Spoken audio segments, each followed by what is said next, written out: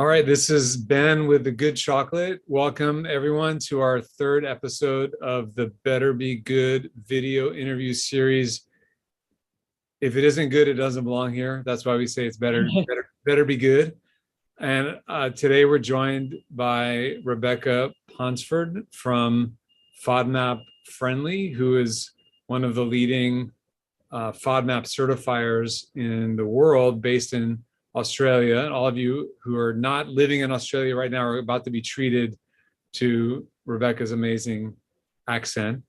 And, but we're really excited on this series. We're going to learn everything we can in half an hour about FODMAPs and what those are, and what are low FODMAPs, and what is IBS, and how does that all fit together.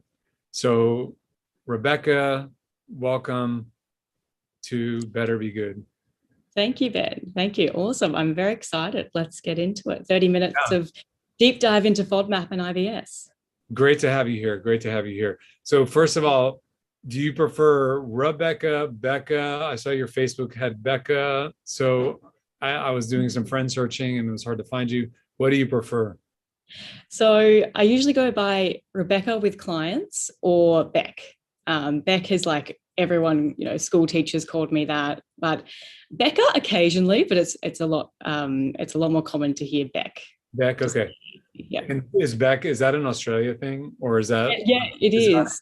Is that personal? I think it is. It's more of an Australian thing. There's a lot of Rebeccas that just go by Beck here. But I remember when I was in the US a few years ago, and I would order a coffee and tell them, my name's Beck. They just wouldn't know what I meant. Like, no one really understood it. So yeah, I go by Rebecca in the US usually, but we can go with Beck today. Cool. Well, educate us. We're just getting started. Yes. So Beck, we are, so the Good Chocolate learned about FODMAP because some of our customers are eating our chocolate, and they reached out and they asked if we are FODMAP friendly. And I looked at them like, what, like, is your name, did you just say your name is Beck? And I just didn't know what they were talking about. So we did some digging and learned something about FODMAP. I have to be honest, when we applied to have our chocolate certified at FODMAP Friendly, which for those of you who are watching, FODMAP Friendly is the name of the organization, and you can see it behind you. And Beck will tell us a little bit about about FODMAP Friendly and what they do. But just for the Good Chocolate's journey to you and to FODMAP was, people said, are you FODMAP friendly? We said, no idea. We reached out, we did a bunch of Googling, we found FODMAP Friendly, who is a certifier, and we sent some of our products in. And then it turns out that the Good Chocolate was the first zero sugar chocolate to be FODMAP certified. And honestly, it was like a year before I really understood what the FODMAP diet was. And so, that's how we got to you. Tell us a little bit, before we dig deep into FODMAP, tell us about your background as a nutritionist. I think you have a master's in nutrition as well as studying it in undergrad, and you're a practicing dietitian or nutritionist, or both. Yeah, exactly. It's an interesting one. So technically, so I'm an accredited practicing dietitian, but in the US, the equivalent of that is called like a registered dietitian usually. But as part of that qualification, I'm also a nutritionist. So all dietitians, at least in Australia, are considered nutritionists as well. Personally, my degree was a bachelor's with honours, but these days, most of the courses, at least here in Melbourne, are you have to do an undergrad of nutrition and then to do a master's to become a dietitian. And a lot of people don't really know what the difference is between a nutritionist and a dietitian. But the main difference there is that a dietitian can work with people who have like a diagnosed medical condition or an illness, so diabetes or irritable bowel syndrome or Crohn's disease, to help them with diet to manage that condition. Whereas a nutritionist is considered more general, so can provide general nutrition advice on healthy eating, maybe weight management, but not so specific to like, this is the diet that's going to help you to manage your IBS specifically. The other big difference here, particularly in Australia, and I believe it's the same in the US, is that dietitians can work in the hospital setting, whereas nutritionists are more in the community, working with food companies and that sort of area. And so I did dietetics. I actually wanted to do nutrition when I first graduated, but I luckily got the marks to get into dietetics as an undergraduate degree. So I thought, why not? Gives you more options. And I loved food and cooking, and I loved, originally started with baking and then got into healthy cooking and discovering like different ways of making vegetables taste good and all of those kind of things. And then eventually through studying dietetics, became really interested in the gut and the gut microbiome and how we digest food, what happens when you eat something, like where does it go? So I was fascinated by that. I read the book Gut by Julia Enders, which was Gut. Yeah, with a G. Yes, exactly, from Germany, and loved that. And then realized that I wanted to specialize in working in gut health. And I started with FODMAP Friendly a few years ago now, over 2 years ago, and have loved it ever since. And I work with clients as well. So we do the phases of the Low Fodmap diet that we'll get into, but we also get to try new food products and provide recommendations on how to adjust ingredients to make a food suitable for people on the Low Fodmap diet, which is really exciting as well. So great. Background. Great. Well, so if, as an analogy, maybe more people are familiar with the difference between, let's say, like a psychiatrist and a psychologist. And it sounds like maybe the difference between a dietitian and a nutritionist is the dietitian has a little more authority and can be maybe more part of the treatment team. You're working more closely with the doctors in the hospital and are supervising sort of the care of the nutritional care of patients. And there seems like there's definitely room for both, just like not everybody, when they are feeling depressed or anxious, want to go to the psychiatrist right away. You want to maybe start with the psychologist. So maybe some people sort of find their way maybe to you as a dietitian into FODMAP, maybe after spending some time and working with nutrition and nutritionists and looking online. But the real question, the focus today, there's a lot that we could learn about, but we want to really dive into FODMAPs and IBS. And that's even confusing because I don't know I didn't know what FODMAPs were, and I didn't really know what IBS was. And when I learned about it, Irritable Bowel Syndrome, I thought, wow, I'm glad I don't have that. But, I actually might have it because, my stomach churns after things like Brussels sprouts and onions. I started noticing this a lot more. I haven't, full disclosure, gone in and tried to get a diagnosis, but I'm really curious, like how would you like to lead us in understanding FODMAPs and IBS and just assume that everyone watching has some knowledge, but not very much. Okay, sure, absolutely. And that's very common. What you described there is a lot of people start to learn a bit about it and they're like, maybe I've got that, I've got some of these symptoms and these issues. So I think we'll start with IBS and then go into FODMAP. So IBS, as you mentioned, stands for Irritable Bowel Syndrome. And it's a condition that affects the gut. So basically it is a collection of really uncomfortable gut symptoms. So bloating is one of the most common ones, abdominal pain, and then altered bowel habits, so diarrhea or constipation, or sometimes a bit of both. So stuff that no one really wants. It's uncomfortable. It's a bit embarrassing to talk about or to confess about to friends and family or the doctor even.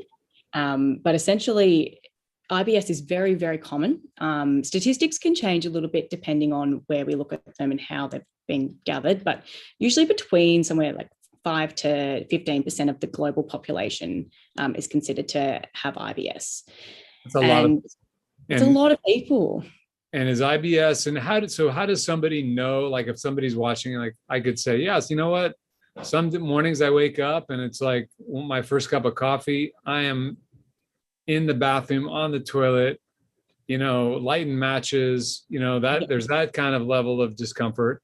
And then there's the other level, which is, maybe after a big meal or maybe a meal that's richer than I usually have, that feeling that you described, that bloating, the feeling like, wow, I got to go to my trousers aren't fitting, or I got to unbuckle the belt, right? So yeah, I mean, these are symptoms, like you said, I can relate to all of those. How do we know if we have IBS? Yes, great question. So IBS is when the symptoms are become abnormal. So you're getting this bloating and this discomfort much more frequently than just the occasional large meal.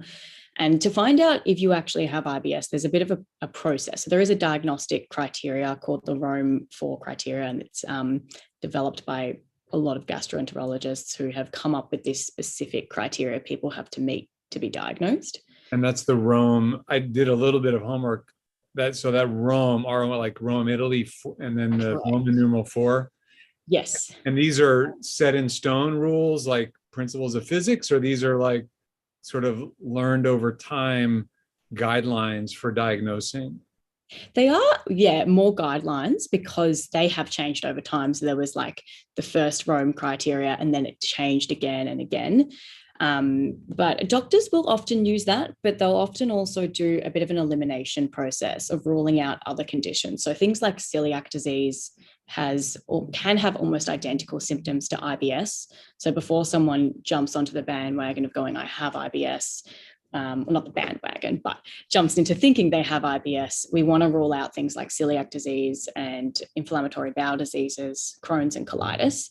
And then they'll probably look at that criteria and go, do they match these criteria? Having regular abdominal pain, regular episodes of bloating, regular changes to stool habits that have been going on for around 6 months. So it has to be quite chronic as well to be diagnosed. So it goes on for a long period of time. And what in regular meaning, like, what is regular? Like diarrhea? I mean, let's just be real. Once a week, once a day, like once a month. What's regular? Yeah. mean? It can vary a little bit, vary for everybody, but usually on average, once a week, an episode of abdominal pain and changes to stool habits that occur on an average of around once a week or so. So it can be different for each person, which is why it's a tricky condition to diagnose, but eventually it is definitely possible to get that clear diagnosis.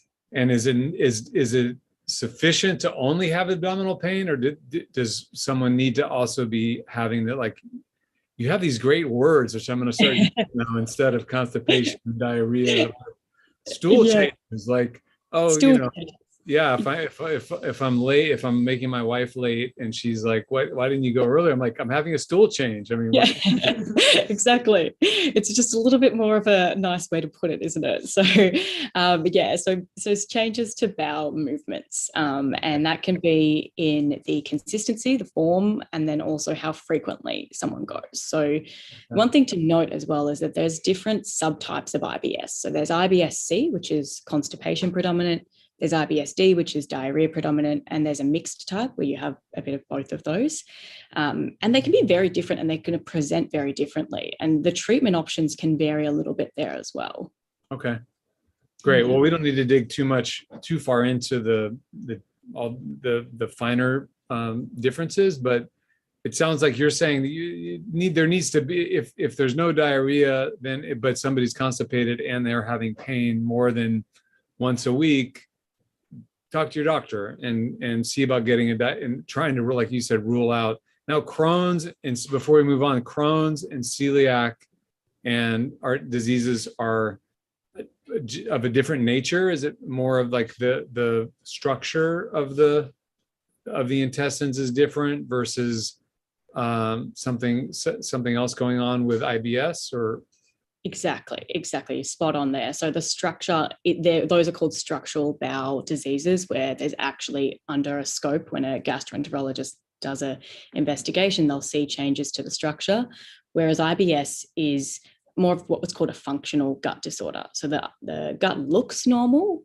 but you're getting all these symptoms. So there's something causing it. Okay, got it. All right, so IBS, we have the Rome criteria. There's different kinds. You don't necessarily have to be diarrhea. It can be it can be just difficulty passing. And just by the way, let's just acknowledge this stuff is hard to talk about. I mean, I'm feeling a little embarrassed, like, I hope I haven't shared too much here, but do you run into situations where maybe clients or patients have had this for a long time and they just either assume like they got a problem and that other people don't, and they're just going to kind of keep quiet about it, and then something happens and then they're like, wow, I didn't even know this was a diagnosis. Like, what a relief. Exactly. Absolutely. It's quite a light bulb moment for most people to come in and actually realize that this is a thing. It's not just in their head, or it's not just something that they've had to have to live with, and it's just considered like a normal part of them. But also to go, it's not just something that's real, it's also something that has a treatment option and so much management that you can improve quality of life significantly when you know what those options are. And before we go to the treatment, because that seems like where we want to go next, is talking about FODMAPs and low FODMAPs. But let me just play devil's advocate. I mean, look, Crohn's disease. One of my brothers-in-law has Crohn's disease, and it's a challenge. It's like something is physically different, and it needs management and care. And but from a is IBS a real thing? I mean, is it? I mean, I could see some like IBS skeptics. Or are there IBS skeptics out there that are just like, oh, come on, this is just somebody's got to have a little too much coffee in the morning and they're going to have stomach problems, and we don't need to make a whole diagnosis about this, and just eat like better, more balanced meals and everything will be fine. Is there that kind of skepticism out there in the popular in sort of pop culture and in medical culture, or has medical culture kind of is there a lot of strong evidence that says no, this is a real thing, just because it's not a functional difference? There's the way that the bowel is working that's just different for some people than others. Yeah, exactly.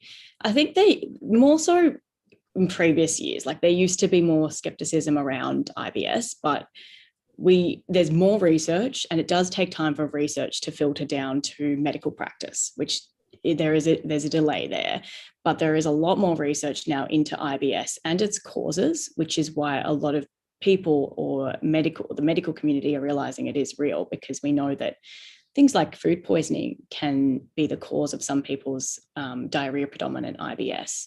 We know that it can relate to the gut brain axis. So there's a lot of reasons to say there is an actual thing. We can positively diagnose you with this. We're not just excluding other things and saying you probably have IBS. So that's where I think everything is transitioning, but it does take time. And there are still some groups that are a little bit skeptical, unfortunately.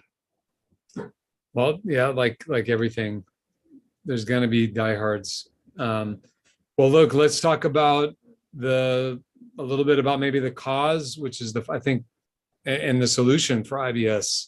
Yeah, exactly. So the cause is tricky in that we don't have one particular cause. There's probably for most people multiple factors going on. So like I said, food poisoning or a gut infection can play a role. That links a little bit into small intestinal bacterial overgrowth. Probably don't have enough time to talk about that today, but another area that I sometimes call, it's a bit like the cousin of IBS in some ways.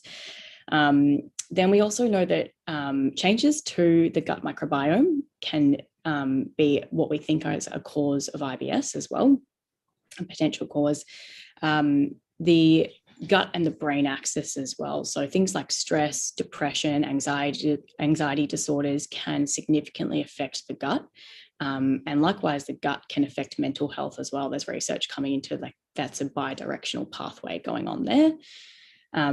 And then there could be a few other things. How do they test brain gut interaction? Because I mean, we've looked at doing doing studies with chocolate and looking at the effect of zero sugar chocolate on people that have diabetes. And, it's very challenging to create a controlled double-blind research test to look at the effect of food on just about anything, because it's hard to get patients or people involved in the study to comply.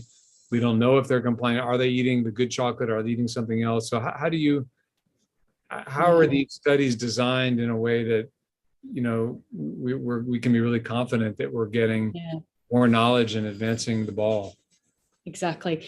It's a really good question. It's challenging. I think with studies to do with the gut-brain axis, we would be wanting to look at like groups of people that have diagnosed anxiety or depression or mental kind of significant mental change to their mental health.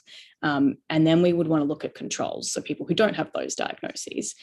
And kind of markers that you would look at there would be things like the actual count of bacteria in the stool, in the gut microbiome. Has it changed? Have we reduced in numbers there over a period of time of eating differently, or has it stayed the same? And also looking at symptoms. So that's a very simple way of putting it. But over time, it'd be having two groups applying some kind of diet strategy, and others just sticking to what they're routinely doing, and comparing those and comparing it based on those outcomes like symptoms and the stool microbiome as well, which is it's quite a process involved in that, but it definitely has very big implications in terms of what we can find out from that kind of research. Very cool. Very cool. Okay, well, I trust you on the science. Let's dig into maybe not the deepest causes of IBS, but FODMAPs. And to be honest, I didn't know personally that when I first was learning about the FODMAP diet, I thought that the FODMAP diet meant like, just like with the keto diet, eat more keto, eat more FODMAPs and you'll feel better and less tummy ache. And I think I had it backwards. Yeah, exactly. So it's more the opposite. It's more, let's take the FODMAPs out. So just to kind of give an overview for those that don't know what FODMAP actually means, it's an acronym, and it stands for a range of different carbohydrates or sugars that are called the FODMAPs collectively.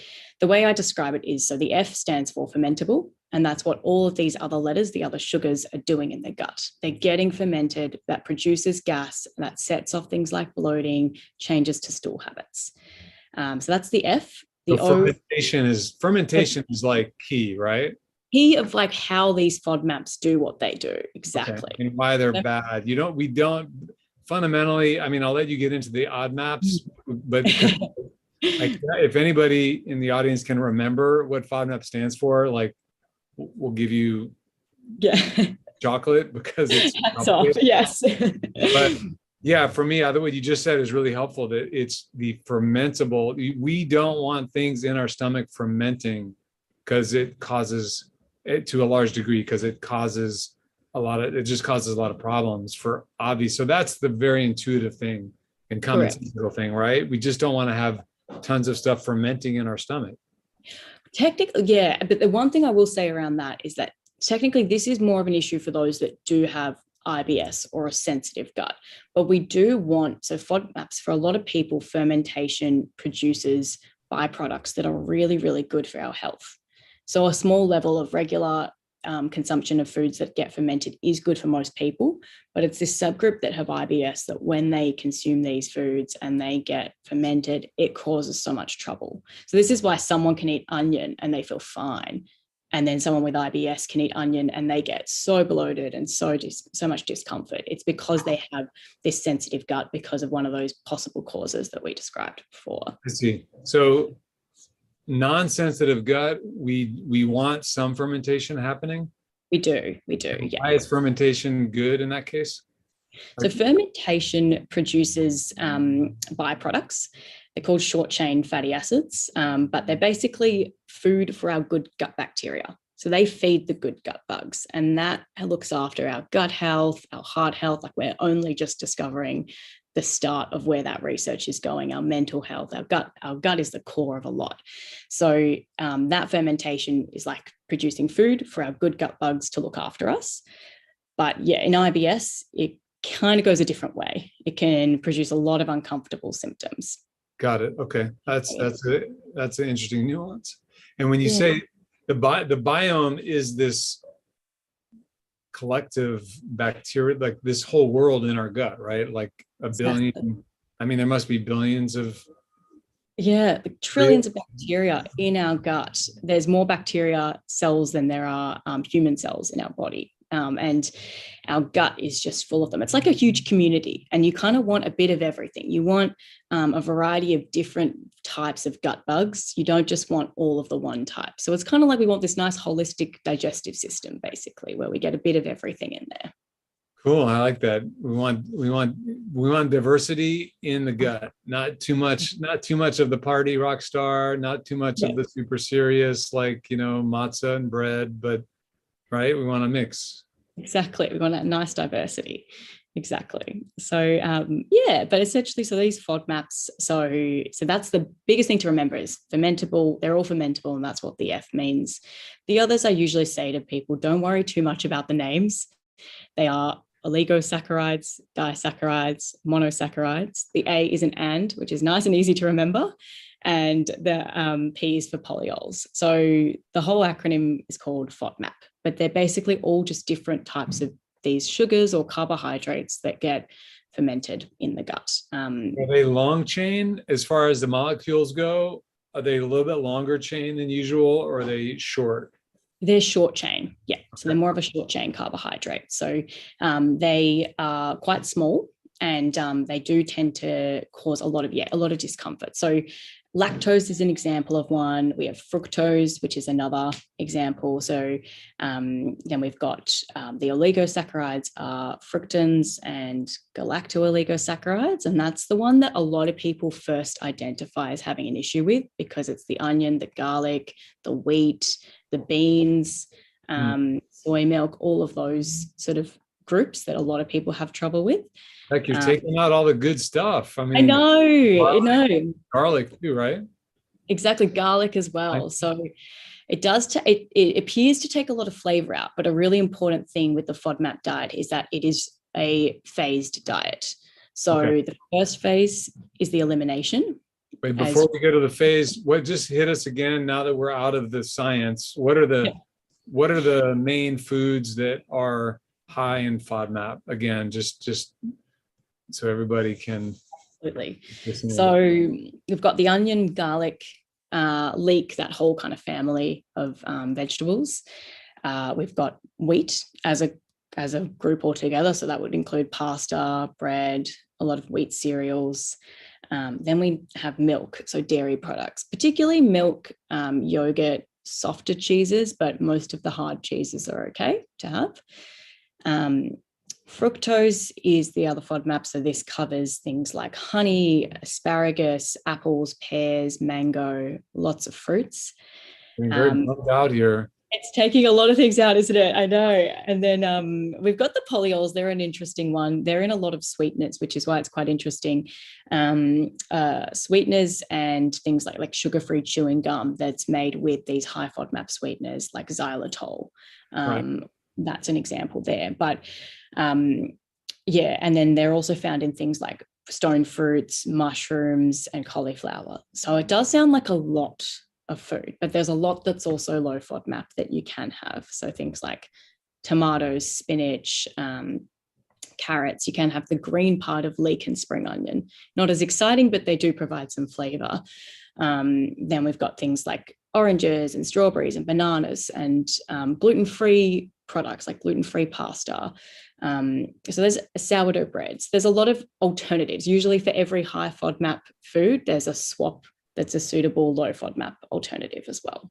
Cool. Yeah. And we just did a blog and we put on our website where we have the kind of a table of the high FODMAP food on one side and then the lower FODMAP like substitute. I know that FODMAP Friendly has a lot of that really helpful information as well on your website. So yeah. Okay. Absolutely. Okay, cool. So now what's the diet? So these are FODMAPs. FODMAPs are bad for people that are more prone to irritable bowel syndrome. Correct. What is it? So what is the low FODMAP diet and how is it a solution?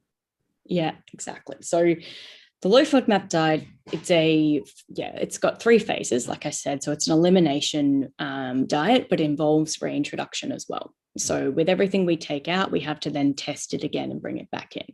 But the first phase is what's most well-known phase, which is called the elimination phase, which is where we do I suppose it can be strict, or it can be also quite what we call gentle. Depends on the person. So that can vary. There's no one particular way of doing this, but we limit high FODMAP foods from the diet and we replace them with low FODMAP foods. And that usually lasts between 2 to 6 weeks, roughly, depending on how long someone has, I guess, time to apply it. If they work a busy schedule, they might want to do it when they've got some time off work, that kind of thing. But also how long they take to see symptom relief there as well. I see. So, and eliminate, another way to put it, this is cold turkey in a sense, right? We're just stopping with the onion, the garlic, the wheat, the fruit, the cauliflower, and all the other good stuff that you mentioned. And we're not eliminating in the sense of we're not ever going to eat those kinds of things again, but we're substituting the low FODMAP alternatives, right? So what's like a good low FODMAP alternative for garlic? Yeah, so there's garlic infused olive oil, which is really quite interesting. So that is actually low FODMAP, and it provides that flavor of garlic, but it doesn't provide the FODMAP. So that's an example. And then lots of herbs and spices are actually low FODMAP. So your kind of cumin, paprika, oregano, or oregano. I think I've probably pronounced that the Aussie way. So a few things that you can use, salt and pepper. So there's flavoring options. It's just that short term, it's a little bit more bland. It's a bit hard to replicate the authentic Italian cuisine on the low FODMAP diet, I'll put it that way. A little hard or very hard, or it's challenging, but there's ways around it. People get very creative, and the amount of recipes online, FODMAP friendly, we have stacks of recipes on our website. There is so much available these days to help navigate that. It's an adventure. It's an adventure. Exactly. Okay, so we're in elimination phase. We're still in phase 1. We've eliminated the FODMAPs. We replaced them with a low FODMAP food. Now what? And we're waiting to sort of the green light to move to the next phase. Is that we have symptom relief? Is that right? Exactly. So we want to see symptom relief. We want to see a good improvement. Usually I'm looking for about 70% improvement at least in most of my clients. And one thing I will say is it's really useful to do this whole diet with a dietitian who's trained in FODMAPs and trained in the diet, just because it can be very tricky to understand where do you go after the elimination phase. A lot of people struggle at that point. Yeah. So that's where we get to see, have they reduced, has bloating reduced, has abdominal pain reduced, and the bowel movements relatively normal. Okay. And if they are, then we start what's called the reintroduction phase. Sorry, what's it called? The reintroduction phase. Reintroduction, yeah. Sometimes people call it the challenge phase. So we kind of use those terms interchangeably. Okay. And with that phase, what we do is we test. So we mentioned that there's different letters, the O, D, M, A, and P. We know that A is and, so we don't need to worry about that. But we test each of those individual subgroups of FODMAPs one at a time. So because the oligosaccharides. Correct. F is fermentable, oligosaccharides, disaccharides, and then M. What is M? M is monosaccharides. That's monosaccharide. Yep. And polyol, and then there's an S. No, the S is just kind of like when you use the plural term. Yeah, exactly. Okay. So little s, everything else is large. Capital S. Community of fermentables. Exactly. So we test one of those at a time. So I might be recommending somebody to start with lactose. And so they'll stick actually to that baseline low FODMAP diet, no onion, no garlic, none of that, but they'll deliberately have milk. And we'll start with a small dose or portion of it, about half a cup. And then we might try having 3/4 of a cup and then a full cup over a week. So or over a few days. So we get to see not only do you react to it, but at what portion size do you react to it? Because often it is very much portion dependent. So some people can have little or small amounts of some FODMAPs. Others can have the whole group and they have no issues with it. But the reason we do this phase is that most people don't react to all FODMAP groups. Usually there's 2 or 3 main triggers, and they can enjoy the other ones. So that's what this whole phase helps us identify. Which ones do you react to and at what amounts do you react to them? Oh, that's like very good news. I mean, I'm like thinking we're going to get rid of all the good stuff, but I'm saying basically it sounds very scientific, or very methodical, let's say, where you eliminate everything and then you gradually add in the key potential, you add in potential triggers from each of these groups and see how you react. And then you can, if even the things that you react with, you're able to have in the right quantity. Is that right? Exactly. Absolutely. And that's what in that last phase we go into, which is often kind of overlooked, but we go into how do you now start to reintroduce small amounts of onion back into your diet, but keep garlic low if somebody, can tolerate a bit of onion, but not tolerate garlic. So we kind of plan that all out and make it more of a lifestyle approach long-term for those What's people. that third phase? So we have elimination is phase 1. Phase 2 is reintroduction or challenge. And what's phase 3? Phase 3 is called personalization. Okay. So it's where we really kind of go, let's look at those results we kind of got out of the reintroduction, the challenges, and let's apply them to you and your lifestyle. And let's see what kind of foods should you order when you're eating out. What to be careful of long term, like what FODMAP groups do you want to be sort of maybe taking out of your diet long term. And then we can always, I often encourage, tolerance of FODMAPs changes over time. After 6 months or so or a year, try the garlic again. Even if it didn't go well the first time, you might have improved a little bit. So we always want to keep testing over the long term to just assess and see how your tolerance has changed. And what kind of effect does, I mean, if you've probably worked with people who are FODMAP intolerant, who just kind of living with it, not dealing with it, maybe ashamed to talk about it. And then and maybe they come to you finally and you kind of see them in all of their FODMAPness.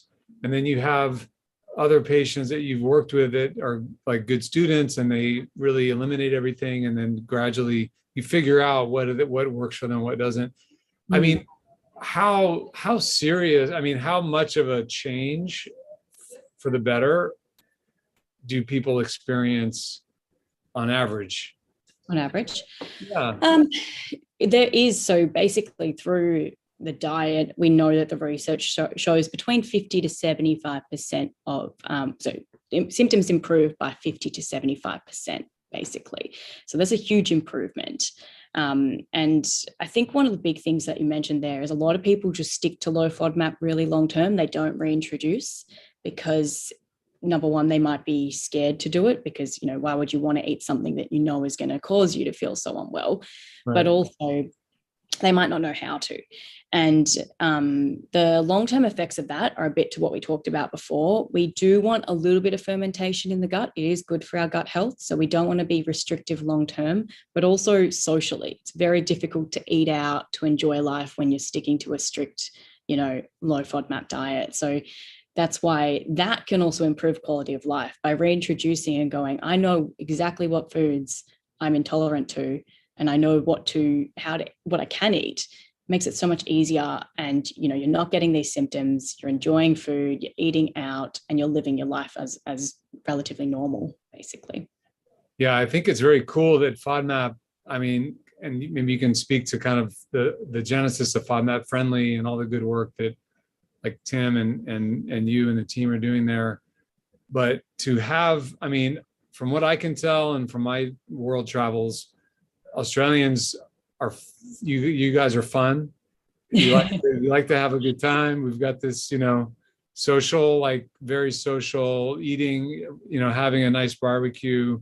I think is not just in the movies. I think there is. We do that a lot. You're right. Culture around getting together and enjoying a meal.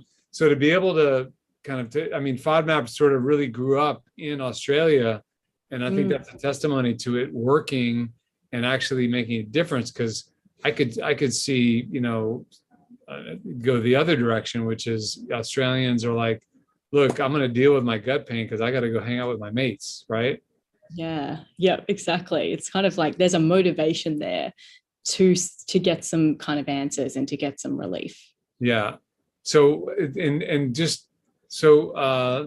one question. So FODMAP Friendly, how did FODMAP Friendly start? Who Who were the brains behind it? What was their inspiration?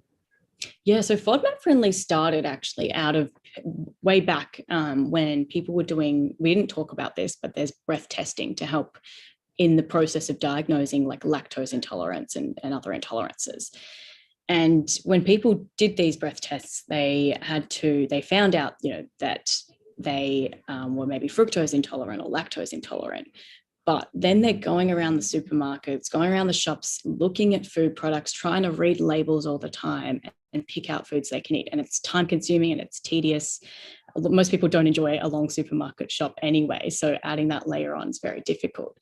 So the concept of having a logo or a stamp or something on a food product to say it's low FODMAP, you can eat it if you're following this diet, you don't need to read the ingredients, came about from there. The research into FODMAP just prior to that was coming through researchers based in Melbourne, and Dr. Sue Shepherd, one of the main dietitians who developed and researched the Low Fodmap Diet, was involved with FODMAP Friendly in its initial years of developing this FODMAP Friendly certification program. And so it started with more products here in Australia, and then it just grew. We're now international in the USA, of course, in Europe, Canada. We're kind of growing around the world because FODMAPs are growing as well, and the concept of the diet is growing. So that's where it all began, and it's kind of not really, doesn't seem to be going anywhere. More people are becoming aware of the low FODMAP diet and understanding it, and it's only providing more solutions to people who have IBS as well. Yeah, we're definitely drinking the Kool-Aid here at the Good Chocolate. We have the FODMAP logo on our squares and also on the background, but in full color right there. Yep, there we go. We're wearing our logos proudly. Exactly. It's kind of behind my head there. There we go. Yeah, exactly. So it's that little green logo. We also do have a smartphone app, which has recently been updated in this month, actually, just been released again. And that is a kind of handy pocket tool to find certified products. So we've got the Good Chocolate on there. We've got all the certified products, but also like individual foods. So things like broccoli or cauliflower, foods that you might be shopping for and you just don't know, is it high or low FODMAP? You can just check it on the app and it'll tell you. So that's really handy as a go-to tool. So you don't need to kind of carry around a food list everywhere you go to check if something is suitable to eat. Yeah, that's super helpful. And you link out to the websites for the companies whose foods are certified. So you can order online or look for them in the grocery store. Correct. Exactly. Right? Yeah. And just for people, and just sort of wrapping up, for people that are new to the idea of like, wow, maybe I do have this IBS, some symptoms. What would the first step would be go to your primary care doctor or try to get a referral to a GI doctor. Is FODMAP covered? Is IBS typically covered under most insurance plans as a gut disorder?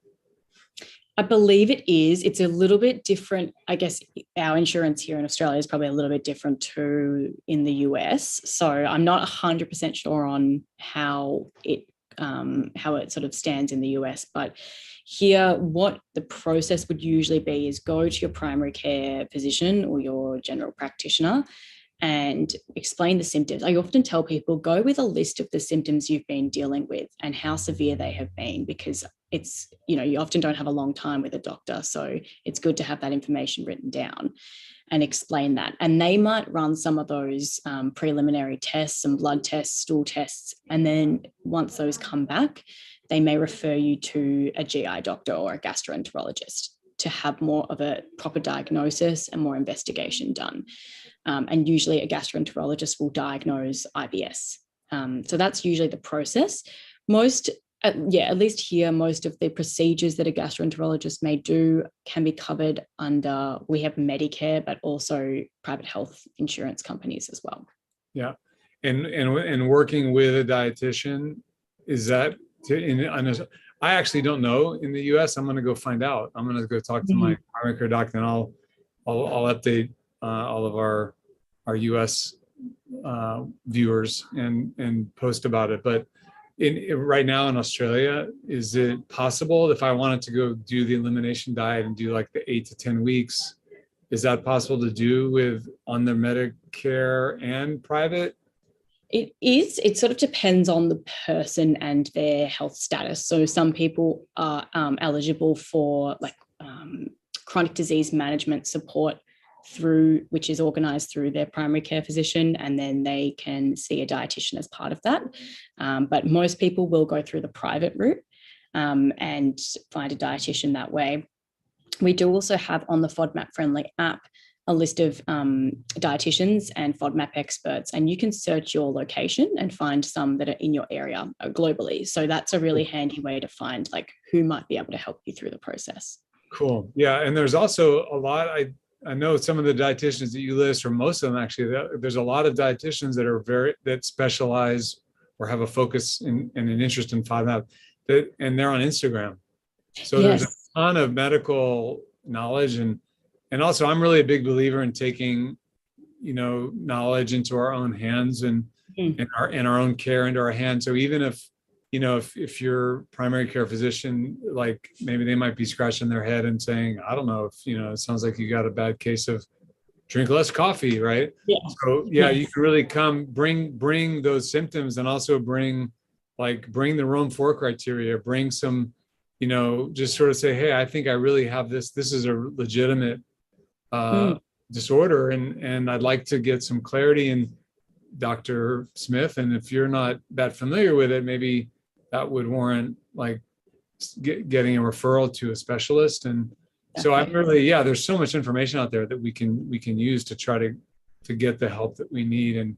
And so I'm a big advocate of that. And I love what you guys are doing at FODMAP Friendly, making it all accessible. And, there's just a lot of great information on your website. So that would be a great starting point, I think, for anyone wanting to learn more. Yeah, absolutely. Absolutely. And we also do like quite a few dietitian Q&As through our social platforms as well, either live ones or like send you messages in. So if people do have general questions that they want to know, they're always welcome to send us a message, and our team of dietitians can respond on that, which is a good way to start out getting some information when you're first starting with the low FODMAP diet as well. Cool. Yeah. Cool. All right. Rebecca, one more question. What's your favorite breakfast? Oh, this is hard. This is probably not my absolute favorite, but it's my go-to, and that's overnight oats. I could have overnight oats like almost every day just because it's easy and it sort of keeps me going through the morning. So yeah, I'd probably fruit or sweeten them, and our oats, our overnight oats, FODMAP friendly. They can be. Yeah.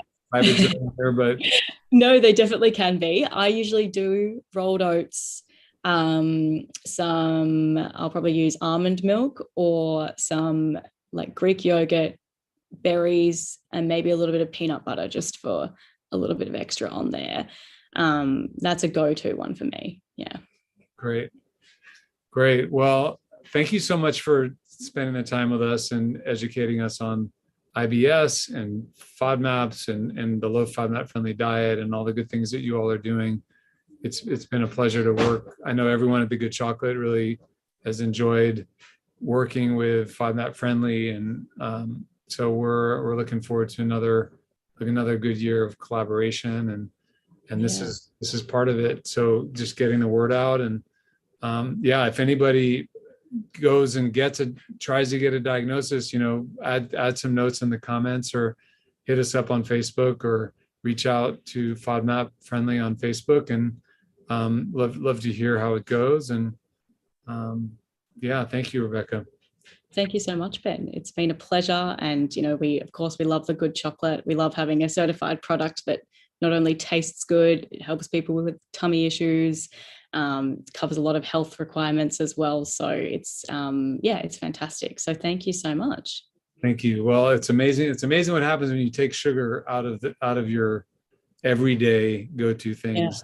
Yeah. I mean, I had no idea that it would make chocolate FODMAP friendly, but we're thrilled. And the more we learn about it, we understand it's a big issue, but there's hope. And so thank you for sharing, and we'll see you soon. Fantastic. Thanks, Okay. Ben. See you next time. Part of the team. Yeah. Thanks. I will. See you later.